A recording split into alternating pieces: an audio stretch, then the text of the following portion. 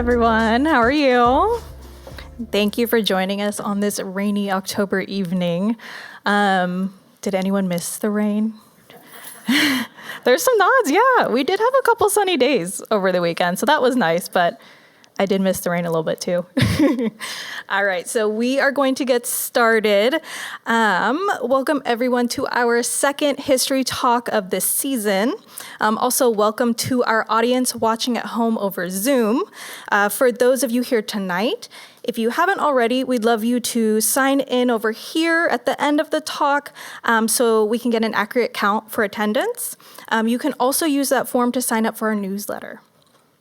My name is Felicia, and I'm the museum coordinator for the Lacey Museum.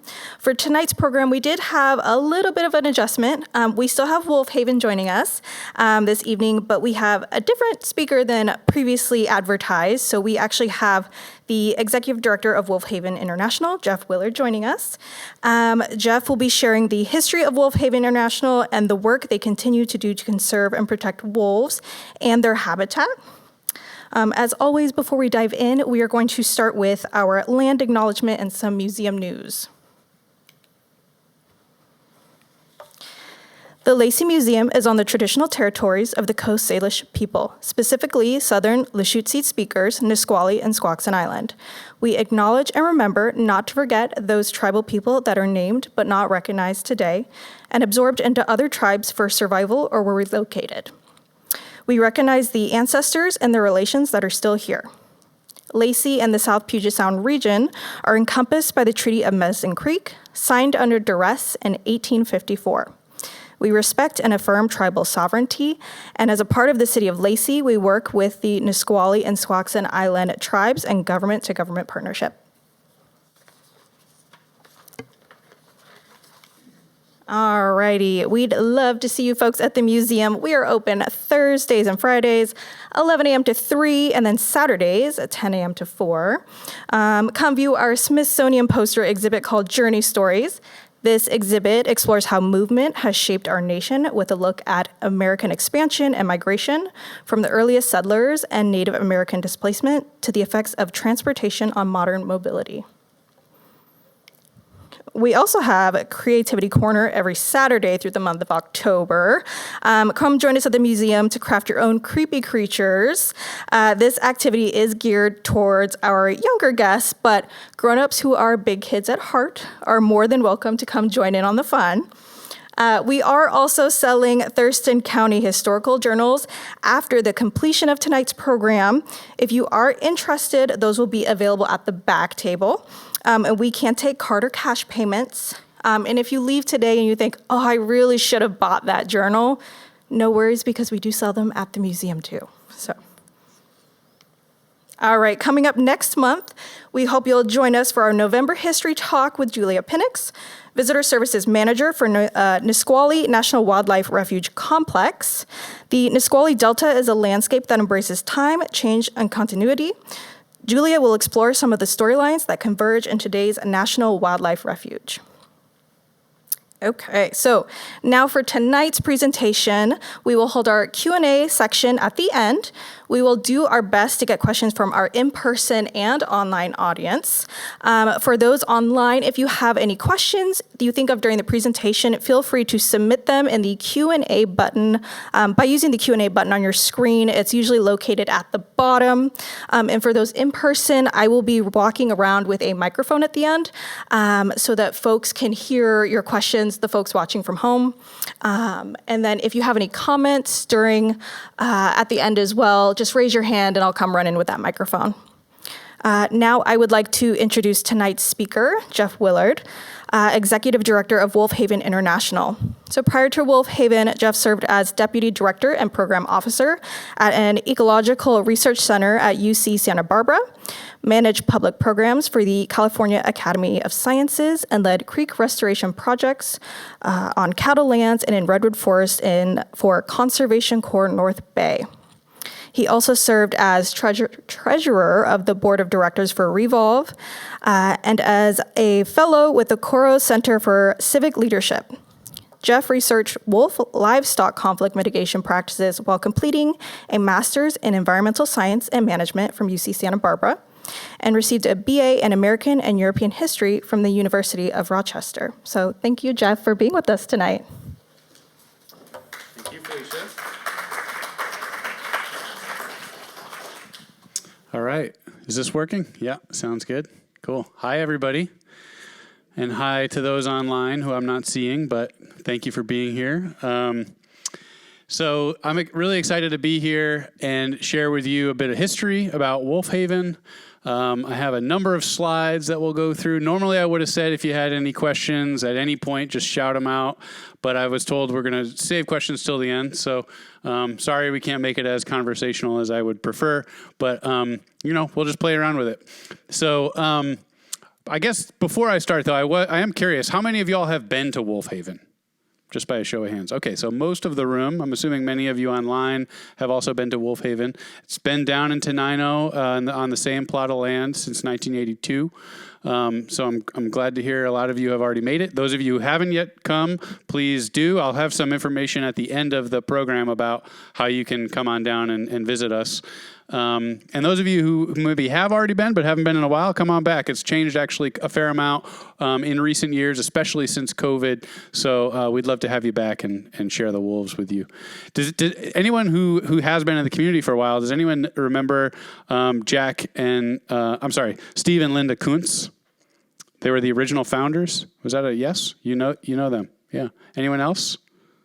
Just out of curiosity? Cool. Okay. Well, they were a couple of the founders. You'll see photos of them in a couple slides. Just curious how many folks might already be well aware of all that history. Here we go. So before we dive into Wolf Haven, I thought I would share a bit about myself so you understand who I am and where I'm coming from. So originally from Connecticut, out in the Northeast, and I did my undergraduate work at the University of Rochester in upstate New York, where I studied American and European history. So I'm really thrilled to be here tonight, which really for the Lacey History Museum, I'm uniting two of my loves, which are wolves and Wolf Haven, and also my background in history. So we'll talk, in addition to the 40 years of Wolf Haven history, if y'all have other questions about how history informs some of my work at Wolf Haven, I'd love to talk more about that at the end too. So I did my BA in history, and then I spent 9 years in the Bay Area working for a variety of conservation orgs that Felicia shared a summary about. And then I spent 8 years at UC Santa Barbara. I did graduate studies there. I got a master's degree in environmental science and management, and with a focus on wolf livestock conflict mitigation in California. So,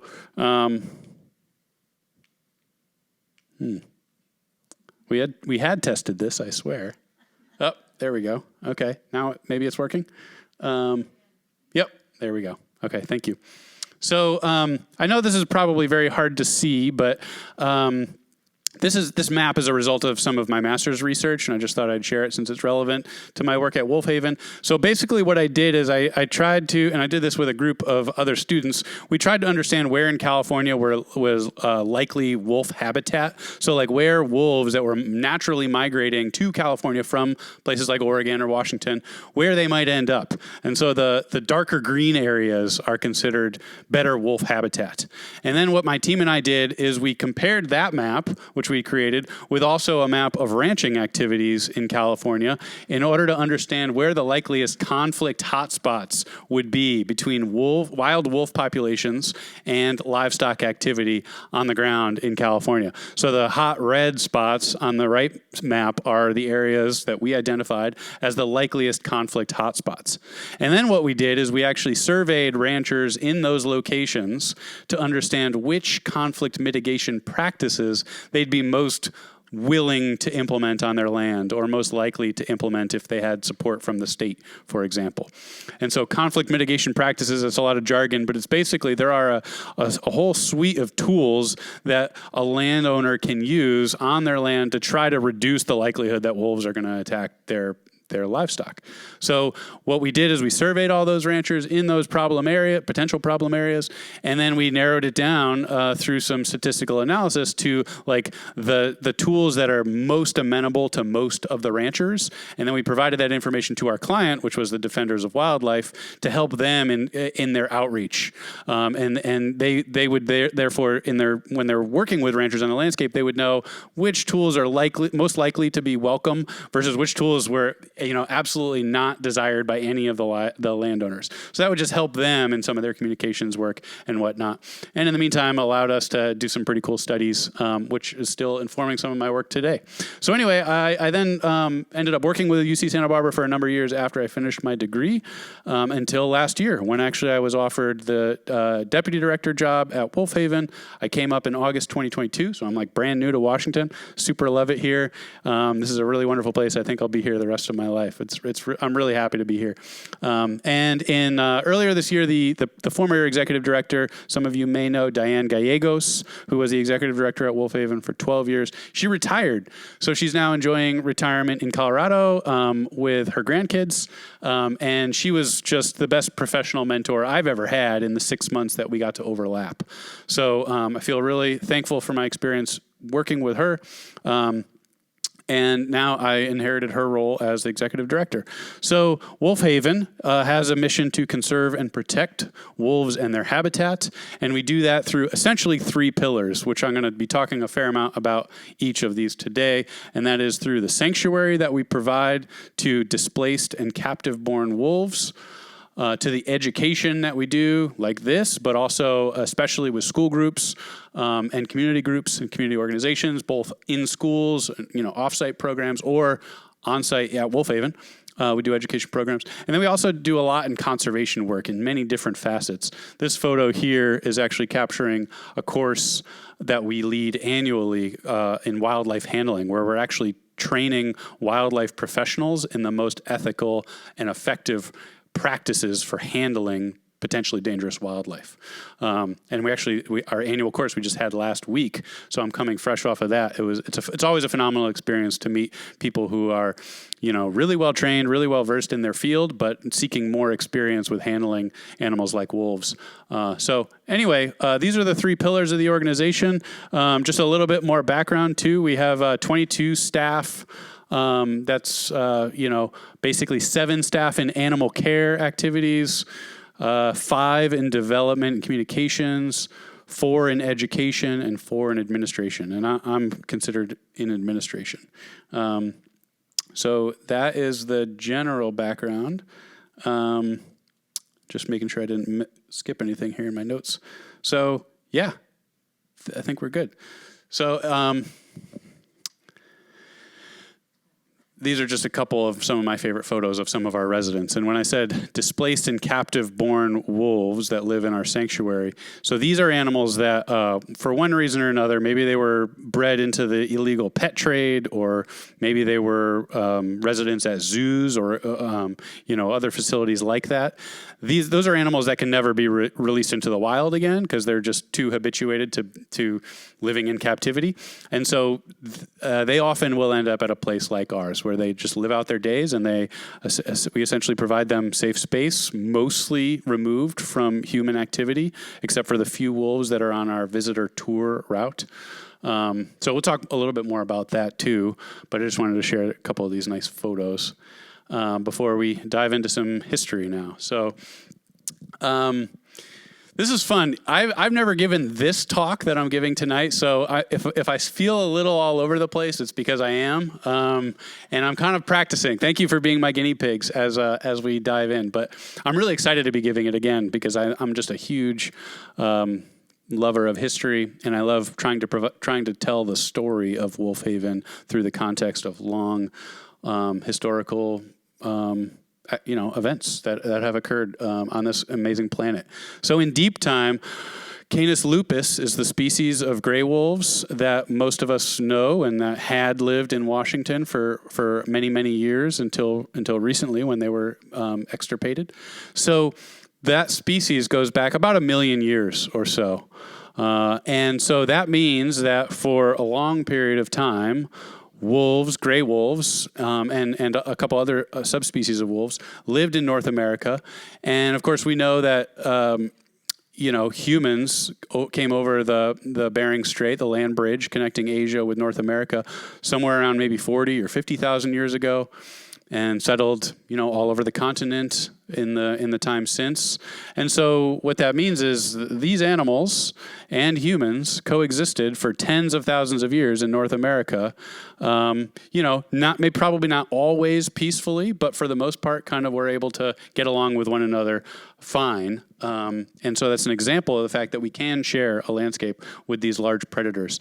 And that, included the whole time through like the Pleistocene era, when there were many other large mammals that ended up going extinct about 10 to 14,000 years ago, the wolves persisted. So like the dire wolves, for example, went extinct, but the Canis lupus, the gray wolves, they persisted right up until the era after American colonization. So this shows the gray wolf's historic range right up to the point of European arrival. So you'll see the gray wolf in gray pretty much covered most of the continent. And then in red was a different species of wolves called the red wolf, which we're going to talk more about in this program too. So there were essentially two species of wolves in North America, and covering almost the entirety of the continent. And then American colonization came, and Americans, or first Europeans, but then Americans spreading from the eastern seaboard across the continent, essentially launched at first kind of an informal, but then very institutionalized, systematic removal of wolves from the landscape, supported by the government and funded very well. Each, by the time of the 19th century, when this photo was taken, a wolf pelt would bring in $100, for example. And so, at first, the extirpation of the wolf might have been out of, competition for elk or deer, for example, for hunting. Eventually, it would have been to prevent wolves from attacking livestock. And so that's kind of like why this all happened. But it was nonetheless obviously quite unfortunate that we had to extirpate this animal from such a massive portion of its range. So this shows up to the 1970s that wolves were almost entirely missing from at least the lower 48 states, still doing all right in Alaska and northern Canada. But, it's quite impressive that just in a couple hundred years, this animal that had been on that landscape for tens of thousands of years was pretty much entirely removed. One thing I guess before I move on, one thing I'll just say too is the kind of the fairy tale story we get about the big bad wolf and Little Red Riding Hood is a bit of a myth. So wolves, unlike cougars or grizzly bears, for example, wolves very, very rarely attack people. All right, it's extraordinarily rare that a wolf would attack a person.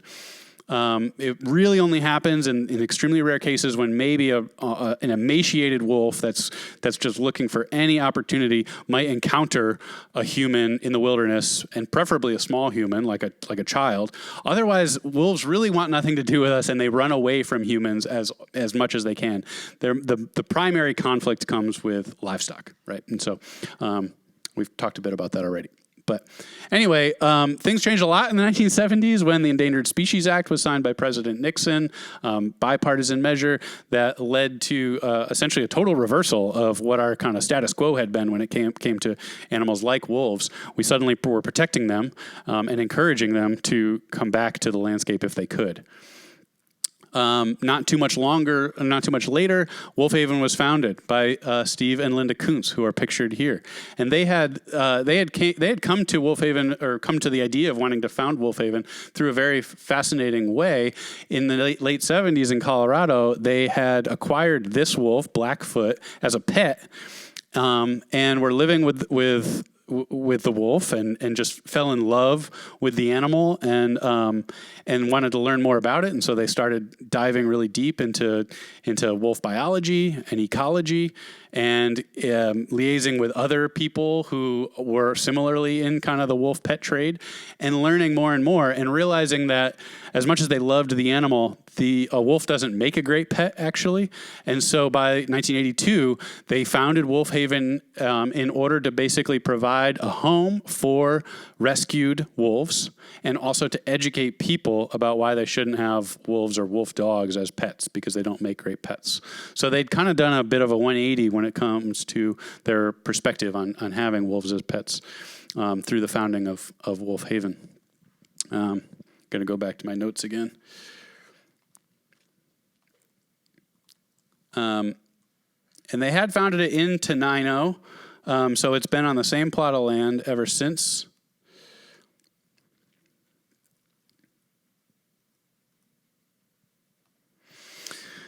And they were rescuing animals from the pet trade and also laboratories and also wolves that had been in movies. So Hollywood rescue as well. And they were doing it, I mean, just an example of the way in which they were doing it out of the goodness of their heart was the fact that they and their staff, the 7 staff that they had for the first 8 years of Wolf Haven's history, no one got a paycheck. They were essentially full-time volunteers doing it for the love of the mission to conserve and protect wolves and their habitat.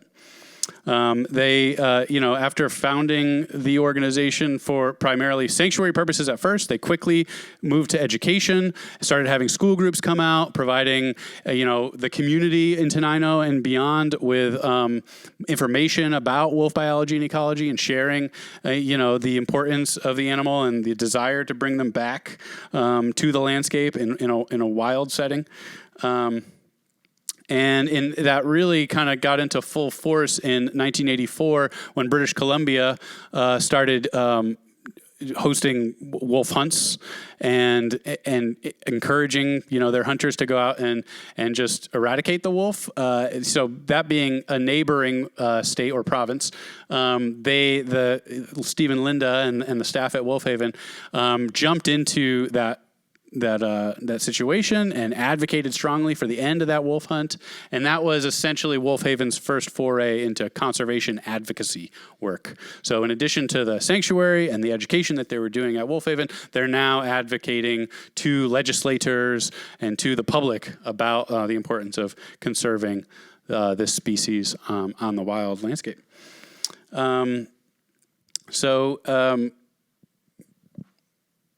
I guess another kind of fun note that I found out recently is that in 1986, UConn, where I'm from Connecticut. So in 1986, UConn and the University of Connecticut had 7 wolves in a research program that they needed to get rid of, and they called around, and eventually they landed at Wolf Haven and said, "Hey, will you take these 7 wolves?" And so Wolf Haven launched essentially a large PR campaign to try to raise funds to relocate those animals and provide them a safe space at Wolf Haven, and that ended up being a really popular and very well covered campaign that brought in a lot of funds that really revolutionized Wolf Haven's facilities and its operations and practices. And Steve, in his memoirs, he's pointed to this event as kind of being the real catalyst that kind of shot Wolf Haven's growth trajectory into a really good positive direction. And so I think it's kind of fun that I have this newfound realization of the Connecticut connection. Ever since then, they would call those 7 wolves that had been saved from that laboratory the Connecticut's. So I'll have to try to see if my staff will allow me to adopt that nickname now.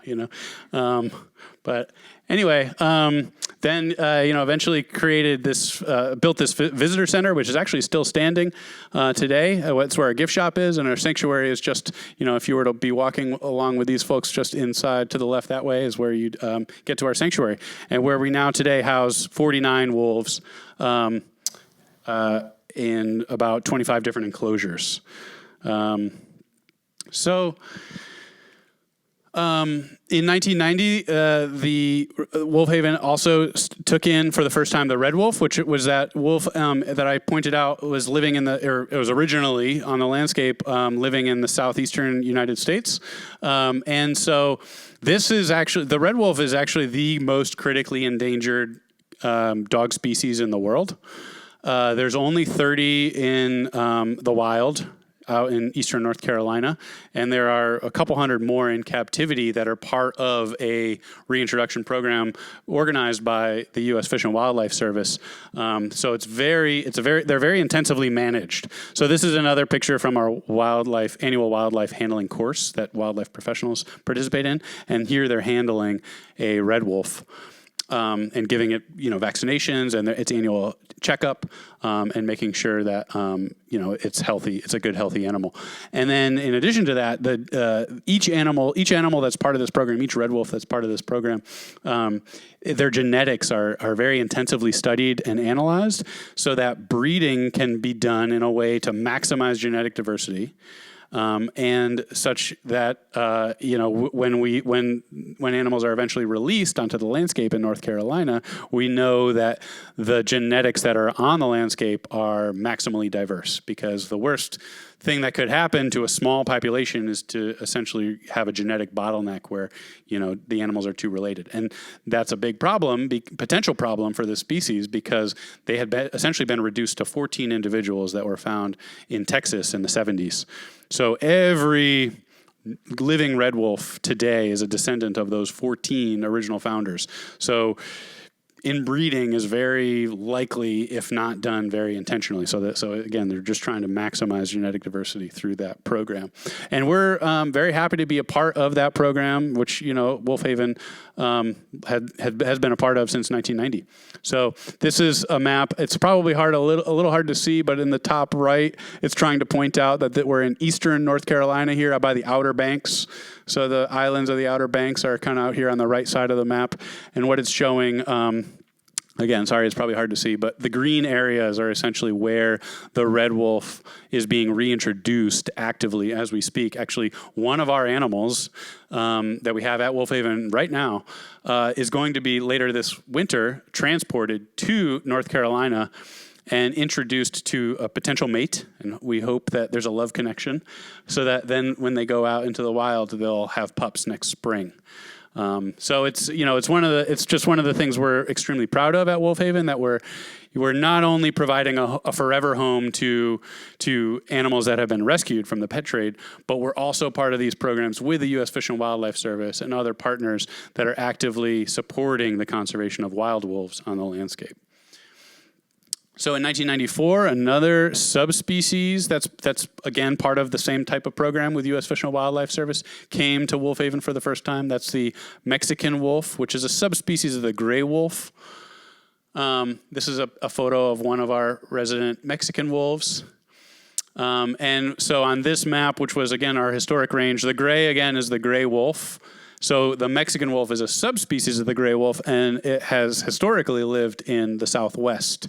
So that's where the active reintroduction is occurring in Arizona and New Mexico for that subspecies of gray wolf. So that was the historic range. This is, again, what it was in the 70s. So now we have a couple small pockets of Mexican wolves that are on the landscape in the Southwest that are being reintroduced, some of which are coming from Wolfhaven. So this photo I included just to kind of give an example of, for the red wolves and the Mexican wolves in particular, because those animals have a potential to be reintroduced to the landscape, and we want them to be as wild as possible. We reserve the enclosures at Wolfhaven that are most private and most removed from human activity are where they live. And so in this enclosure, it's really wild. There's a lot of tree and vegetative material that wolves can kind of dig a den within. They tend to be quite large, the enclosures, and they're not on the visitor route. So if you were to come to Wolfhaven, you wouldn't see this animal because we're trying to reduce the amount of interaction it has with humans. Even our staff has very, very minimal interaction. We really only go into those enclosures when medical attention is necessary. We throw food over the side of the fence in order to feed these animals. And that's actually the case with all of our animals. We throw food over just to minimize activity. This is a Mexican wolf pup. So I'll try to be brief with this story, but it is pretty amazing what they do for the Mexican wolves in particular. So what the primary method of reintroducing these animals to the landscape in Arizona and New Mexico is to take a 2-week-old pup, which is younger than this. A 2-week-old pup doesn't even have its eyes open yet. And to take those that have been bred from a place like Wolf Haven and then quickly fly them down to the southwest, and then U.S. Fish and Wildlife Service put those pups into a backpack, and they hike out into the wilderness to a site where they know there are Mexican wolves that are denning and that have likely produced pups, because these are animals that are radio collared, and so scientists are aware of where they're living and where they're denning and if and when they are having pups. And so these pups that have been flown to that region will be backpacked into the wilderness. And this is an example of how actually quite non-dangerous a wolf is. Those U.S. Fish and Wildlife Service agents don't even need to really worry about their own protection. When they go out to a den, what happens is, and this is kind of amazing, the adult wolves will actually abandon the den, and they'll run off like 100, 200 yards away and watch from a distance. They abandon their young, and then the agents will go into the den, and then they cover all of the pups, both the wild pups that were born in the den as well as the captive-born pups that they've backpacked out there. They cover them all in the captive-born pups' feces and urine, just to kind of make sure that they're all smelling the same. And then they leave the pups, and then they hike out, and then eventually the adults come back to the den, and they may be left and there were 4 pups and now there's 7, but they'll just take care of them. And this program has extremely high effectiveness rate and success rate. So it's something that U.S. Fish and Wildlife is continuously doing and getting better at, and it's just fascinating. I just find that whole approach really, really cool and inspiring. So yeah, if you have questions more about that, we can talk more. This is the map of where that reintroduction occurs in kind of the really remote mountainous zone straddling the Arizona-New Mexico border in the central part of each state.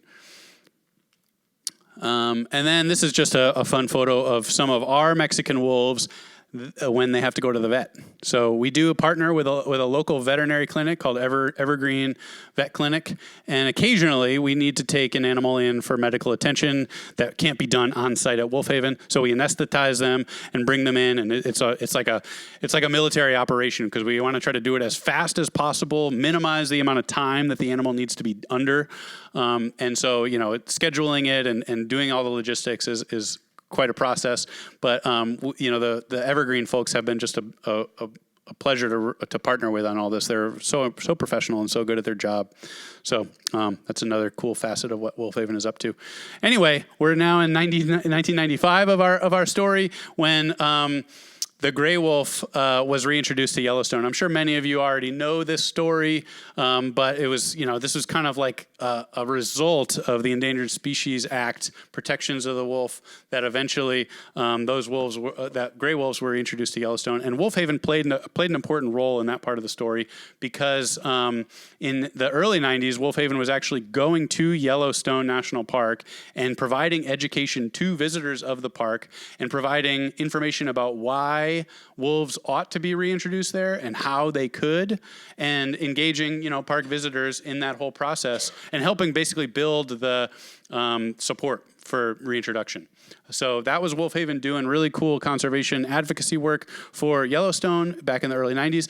At one point, Steve Kuntz, the founder, even flew to Washington, D.C. with one of the wolves in order to meet with senators who had a bill before them to potentially approve of the reintroduction. Many senators ended up meeting Wolf Haven's wolf before they then, in a bipartisan way, overwhelmingly approved the reintroduction. So pretty cool work that Steve and Wolf Haven had been doing in that time. And then this is a little bit of a confusing map, but basically we're in the Northern Rockies area. Here's Wyoming, Idaho, Montana, Washington, and Oregon. And so the yellow circles, which might be a little hard to see, that's Yellowstone.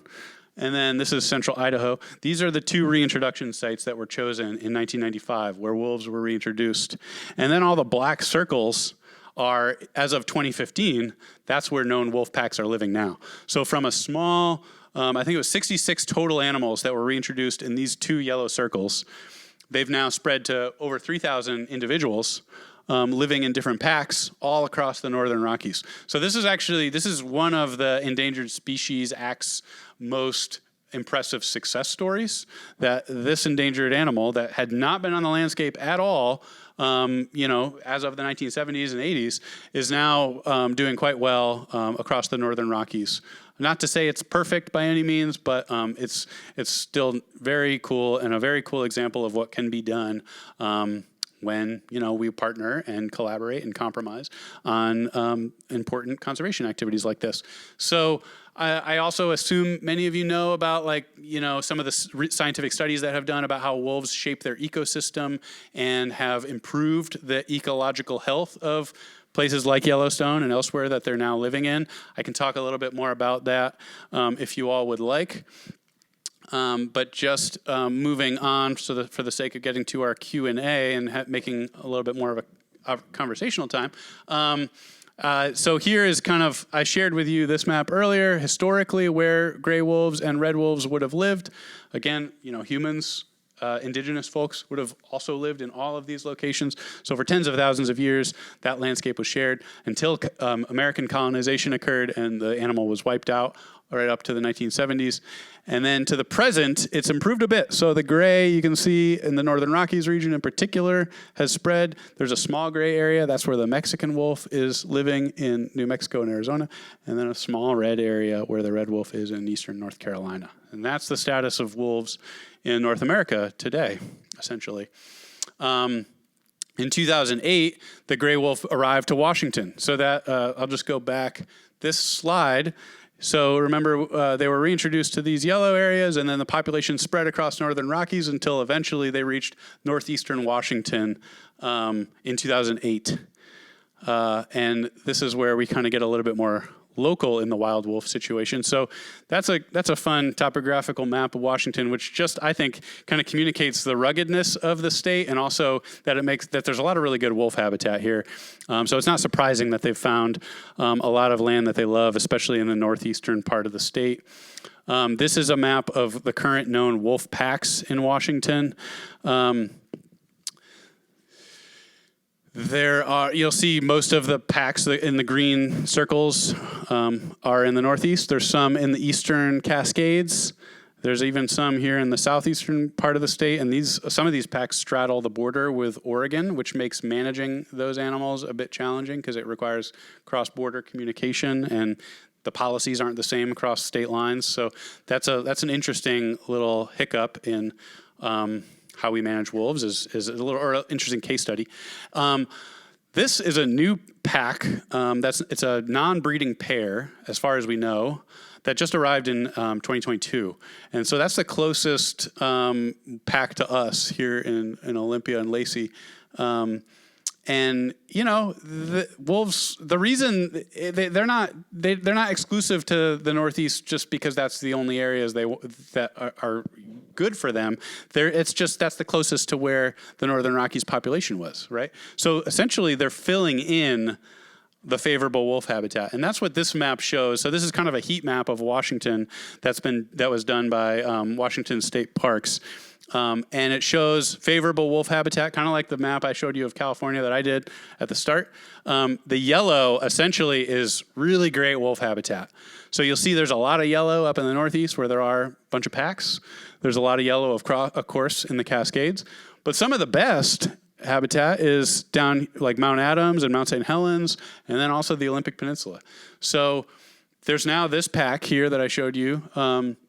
They found really good habitat, and they're probably just the first of more to come. So it's very likely that in the next 5 years, 10 years, probably at most, we're going to get more wolf packs in this area. And then eventually they may even kind of find their way to the Olympic Peninsula, which has pretty good wolf habitat too. And then we'll be essentially in a situation potentially where, our communities might be kind of in between migrating wolf population. So there's a lot of fascinating challenges that come with that. It basically means that these communities that haven't had to live with wolves for a century or more might have to start thinking about what it means for local coexistence with this protected species. So happy to talk more about that if you would like. I think it's a very exciting time for Wolf Haven to be kind of at the center of working, engaging communities like you all and other neighbors and community organizations, and trying to figure out how we can do that, how we can work towards coexistence on this landscape. 2018, we actually acquired a property in Montana to save an interesting, rare group of wolves that had been saved by this guy, Dr. McCleary, in the 1920s. He was a doctor from Pennsylvania who became fascinated by wolves, and he was really sad that they were being rapidly destroyed across the entire American lower 48 states of America. So he went out to the West and picked up 20 buffalo wolves. That was kind of a subspecies of the gray wolf that he brought back to Kane, Pennsylvania, and then bred them over many generations. And this now quite inbred population nonetheless still persists to this day. And after he had them in Pennsylvania for many decades, the population ended up moving to Washington, actually, and then eventually to Montana, where we were gifted the property. It was donated to Wolf Haven. It's a property that's near the town of Red Lodge and Bridger in south central Montana. And this is where Yellowstone is. And the Beartooth Mountains. So this property that Wolf Haven now manages has 20 of these wolves, descendants from those animals that Dr. McCleary saved, and we're caring for them there. And it's given us an interesting kind of foothold into this, really great wolf terrain and into a state with very different kind of socioeconomic dynamics and different perspectives on conservation. So it's an interesting challenge, but also a fascinating and good one to have. These are a couple pictures of some of the wolves that are in residence there in Montana at our McCleary Ranch. We also, Wolf Haven, a few years ago, co-created a film called The Trouble with Wolves that is about sharing the landscape with wolves in the Northern Rocky region, particularly in the area around the Greater Yellowstone Park.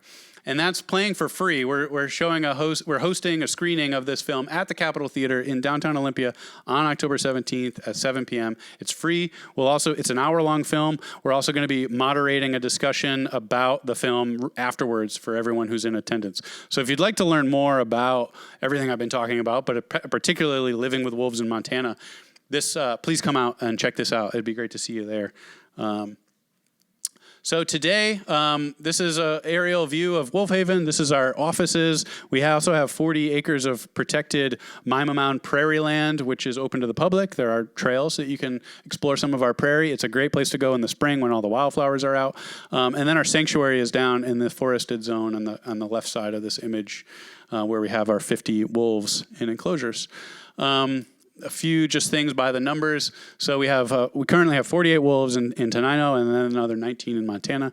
Last year, in 2022, we reached over 7,500 people with our education programs. Our conservation, I mentioned that we're housing wolves. We have 30 wolves as part of the U.S. Fish and Wildlife Endangered Species Reintroduction Program. Those are red wolves and Mexican wolves. And then, of course, we also advocate for wolf conservation across the state. We're part of what's called the Wolf Advisory Group, which is it's an advisory body for the Washington Department of Fish and Wildlife.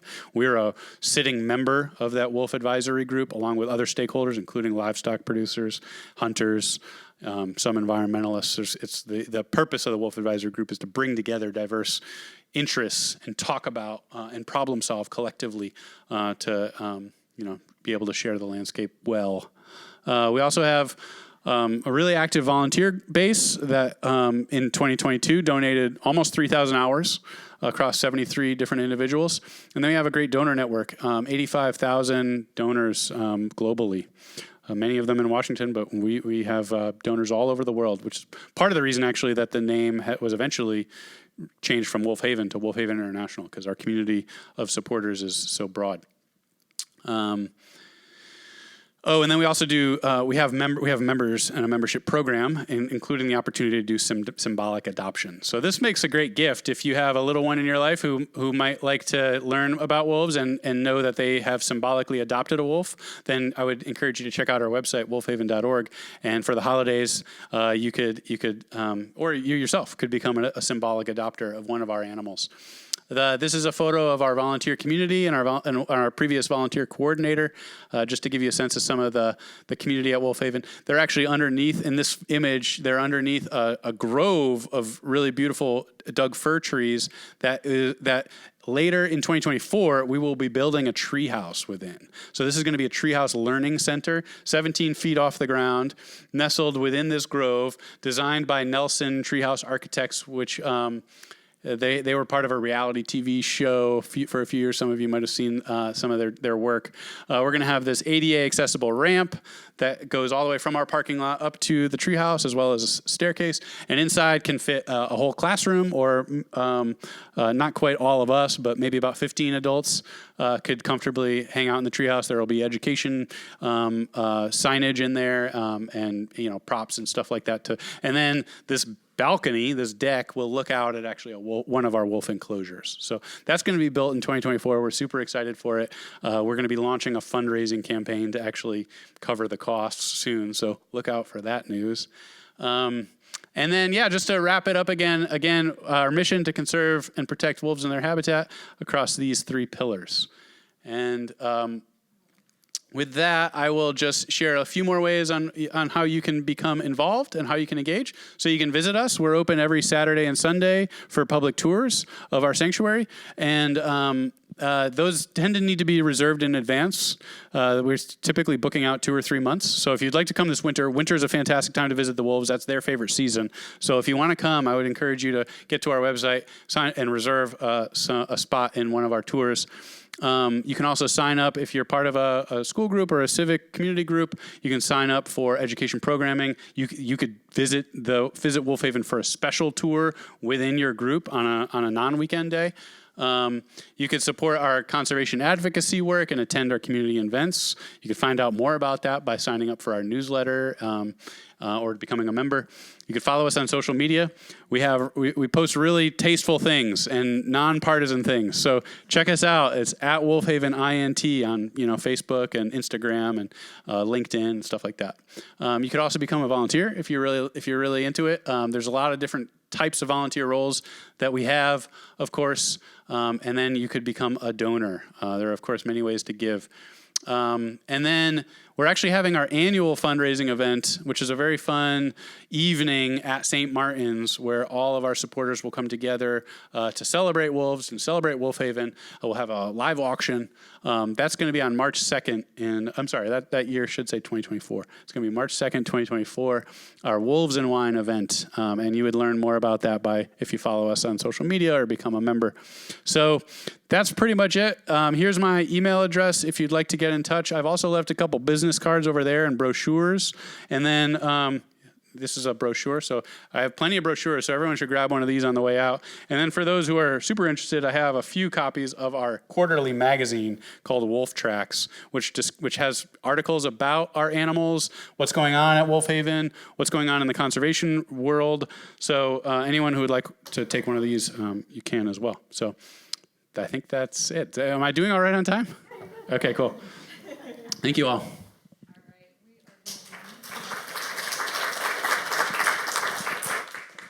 Alrighty, folks, we are going to move into the Q&A section of the talk. So a reminder for folks online, you can submit those questions with the Q&A button. And for folks here, I will come around with the mic if you have any questions. So just raise your hand. I'm on my way.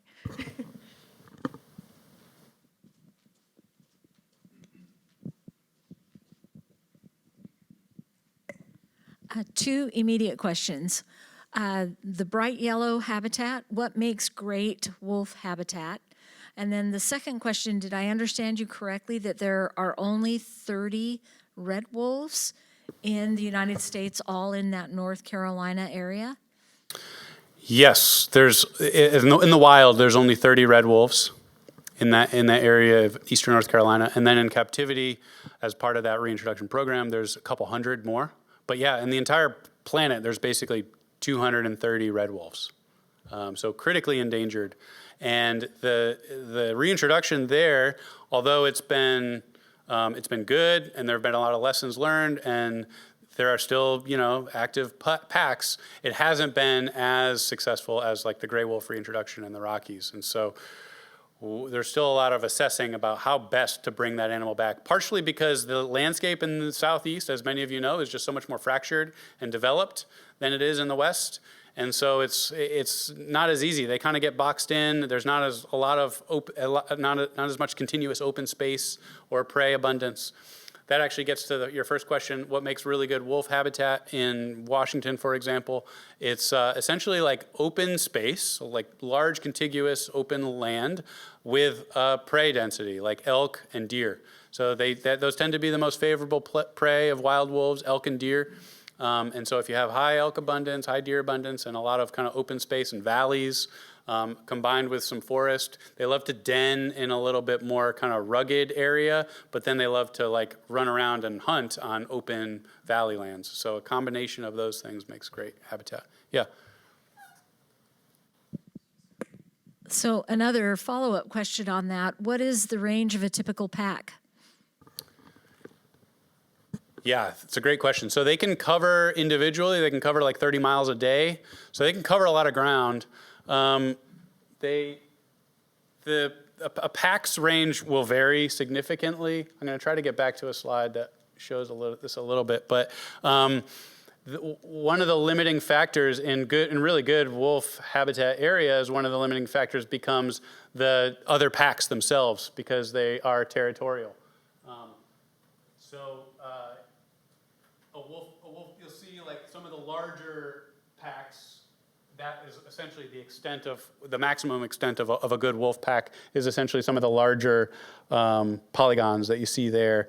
But they can start shrinking once wolf abundance is going up. Then they start getting into their own little valleys and getting territorial and getting into battles. And then that can lead to one pack essentially defeating another, kicking another out of an area. And then these battles are quite dramatic. It's actually, if any of you have ever read any of the books about wolves in Yellowstone, those are so well studied and so well known that there are whole like lineages about all the different packs in Yellowstone over the last 30 years now, and it's like reading a Game of Thrones novel. It's just constant battling over land, and one pack will kind of rule an area for a decade or more, but then get kicked out by a rival pack, and it's fascinating stuff. And each individual wolf is often has such personality and uniqueness that they really are like individual characters that you get to know when you read these stories. And so I encourage you to check out some of that stuff if you haven't already. So I don't know a lot about wolves, so I'll just start with that. Yeah. But here in the Pacific Northwest, over the years, as we've a lot of times introduced different things, it becomes invasive species where it's like a bad thing that they introduce something.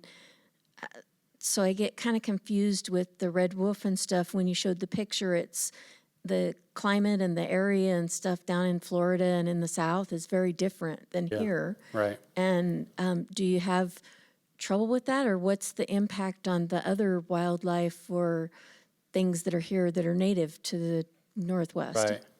Yeah, good questions. So I guess first and foremost, the red wolf evolved to live in the Southeast. It didn't evolve to live here.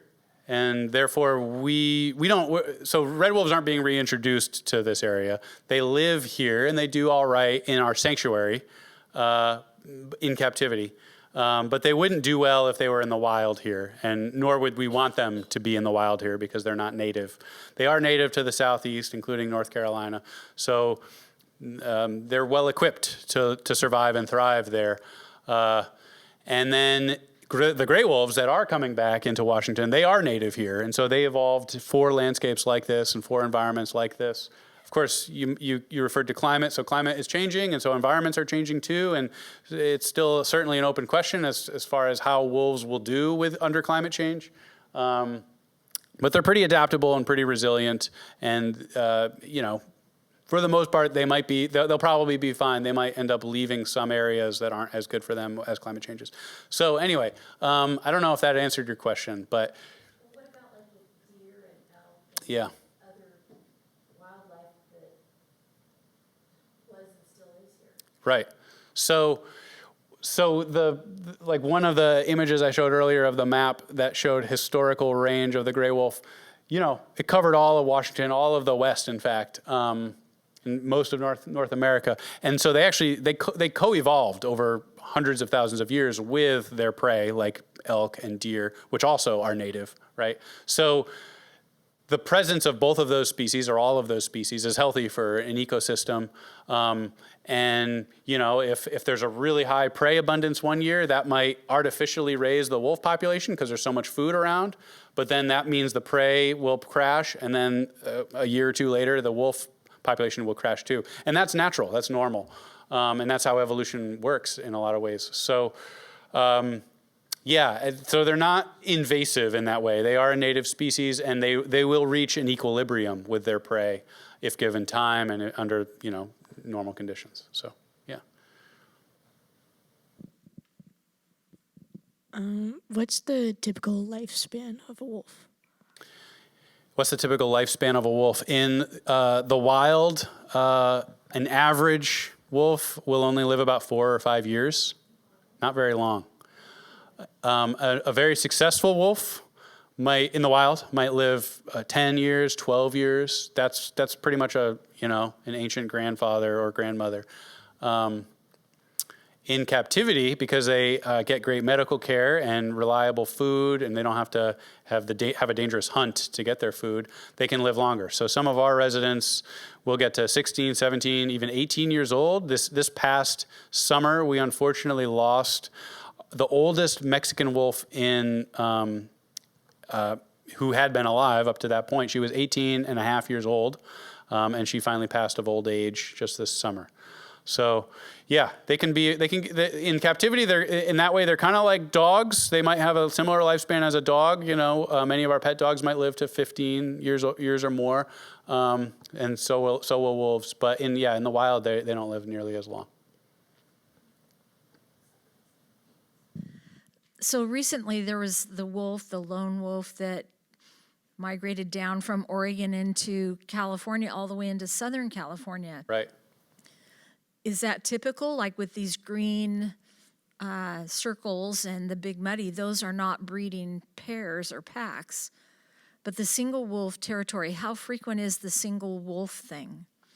Yeah, that's a really great question and very, very well articulated. It's yes. So the dark green circles here are full packs with pups, breeding pair, pups, the whole 9 yards. The light green tend to be like a pair of wolves that aren't yet breeding, or they've tried to breed and they haven't been successful. So that's what the light green is. When you have the dark green, when you have a large family group, typically a yearling or maybe a 2-year-old, they instinctively have a desire after they've kind of, they're capable and they've grown up, they have an instinctive desire often, especially the males, but sometimes the females too, to disperse and to go off alone. And they become that classic lone wolf, which is an important thing for their evolution. They need to have dispersal in order to find new landscapes where they can thrive and create new packs, right? But the more common way that a wolf will live is in a pack. So dispersal is kind of a transitional phase or a temporary phase. Their goal is to find a mate, form a pack in a new location. So yeah, you're right. There was an Oregon wolf, a wolf from Oregon that left Oregon, went all the way down to like Southern California, was eventually hit by a car in Ventura County in 2021. So that wolf covered, more than 1,000 miles. Incredible disperser. And just a few weeks ago, there was news released from California Department of Fish and Wildlife that there's now a pack outside of Sequoia National Park. So that's pretty far south in the state. And there are a number of other wolf packs already in Northern California too. So wolves are starting to do well in California. They're finding a landscape that's ready for them. Yeah. I have two questions. One, This needs to be our last question to wrap it up. wow, I'm privileged. Then I have 101 questions to give to you. The one question is, I understand you're a sanctuary. Are there other sanctuaries for wolves in the United States? There are a few. So one thing I didn't mention that I really should have, because it's something to be proud of, is Wolf Haven is the only GFAS accredited wolf sanctuary in the world. GFAS is the highest accreditation possible, the best accreditation possible. It stands for the Global Federation of Animal Sanctuaries. We are GFAS accredited. We're the only wolf sanctuary in the world that has met the requirements of GFAS. So in that way, we're unique. But there are other sanctuaries that are offering still an important service by providing sanctuary to displaced captive-born wolves. Just last week, I was visiting with a couple of folks who operate the Wild Spirit Wolf Sanctuary down in New Mexico. That's just one example. There are plenty of others too, including animal sanctuaries, more general animal sanctuaries that might provide home for wolves. There's kind of a wide spectrum, and there are some places that Wolf Haven don't agree with some of their practices. We wouldn't consider them a sanctuary. If you allow humans into an enclosure and allow them to pet the animal and take selfies with them or feed the animal, we don't think that's a sanctuary. We think sanctuary means the place is for the animal, not for the entertainment of humans. So in that way, zoos also are not sanctuaries. So it's an important distinction. It's a really good question. Yeah. Second question is breeding program. Do you have a breeding program? We do. We don't breed our normal residents. For the most part, we because we don't want to create a new situation where we're just having another captive-born animal that is dependent on humans. We're trying to, essentially our goal would be to not have to exist because there are no wolves being born into captivity and added to the pet trade. The exception is we do breed the red wolves and the Mexican wolves, which are part of our reintroduction, the critically endangered animals that are being reintroduced to the landscape. We will breed for the purposes of providing pups to be reintroduced to the landscape. Yeah. All right, so that is going to conclude our program for the evening. Thank you, Geoff, for joining us. And then thank you all for joining us here in person, and then for folks over Zoom as well. We will see you next month. Have a good evening. Yeah, thank you all. Thank you.